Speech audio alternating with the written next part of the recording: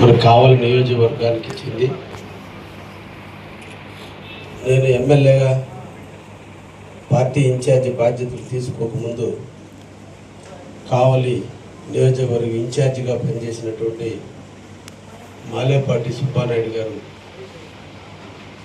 ఆరోగ్యం క్షీణించటం, వారు హాస్పిటల్లో ఉండటం, ఆ పరిస్థితుల్లో ఆ కుటుంబానికి అండగా ఉన్నటువంటి వాళ్ళ సోదరుడైన మాలేపాటి రవీంద్రనాయుడు గారి అబ్బాయి, యువ నాయకుడు, మంచి క్యారెక్టర్ ఉన్నటువంటి వ్యక్తి,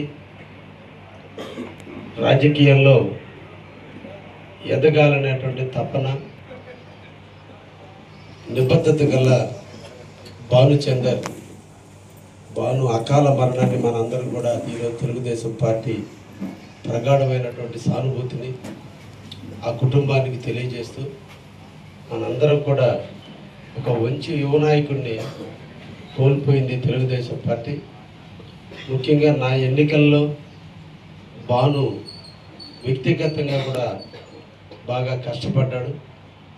వారి మరణం మన కావలి తెలుగుదేశం పార్టీకి, ముఖ్యంగా దగదత్తి మండలానికి ఒక తీరని లోటుగా భావిస్తూ వారికి సంతాప సూచకంగా అందరూ కూడా 2 నిమిషాల మౌనం పాటించాల్సిందిగా కోరుతున్నాను.